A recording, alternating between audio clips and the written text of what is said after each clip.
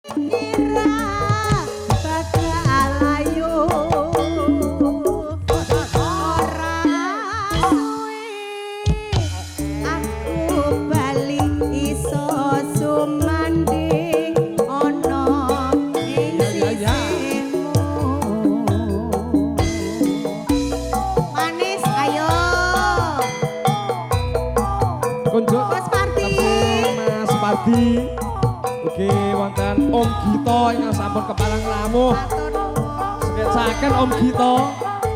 Om Gito Nggih, aku Om.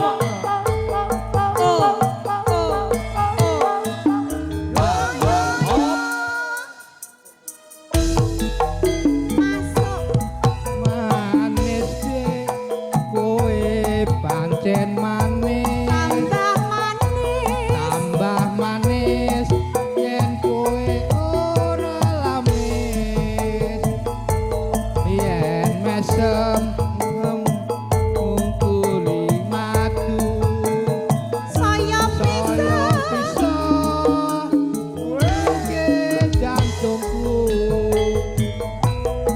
guanteng mas bos Parti pancen guanteng ya Allah saya guanteng sumpah nek ora seneng mangem bangsa alit mas namine kemul ngalor ngidul gawanane kendol Bang Masimak dironte-ronte setengah mati aku tresno kowe pasar turimes ning Surabaya aku ngerti jenengan senenge godhong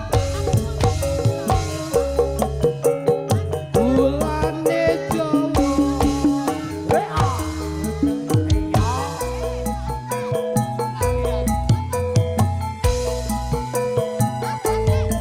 memang lidah mas tidak bertulang pandai bersilat watake wong lanang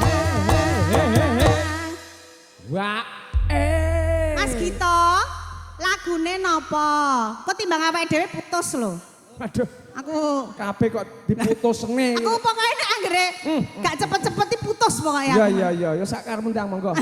Tak kei wektu. Apa sayang? Oh, oh iya Pak De, lan jenengan lo nggak manggil-manggil aku, nggak telepon-telepon, biasanya video call kok. Ah, Pak De, biasanya video call aku. Iki mau Pak De lali. Omong karo aku malah diblokir nggonamu. Handphone ketinggalan ning kamar mandi. Diblokir. Eri mau. Mas Gito lagune napa? Gak entek. Apa? Gak iso. Apa? Tambal ban niku wau. Oh, nggih Bude ngersake tambal ban, Mas. Tambal ban nggih gede Ya. buwe-buwe mboten napa Mbak Teki. Bude aku. Ayo, Mbak.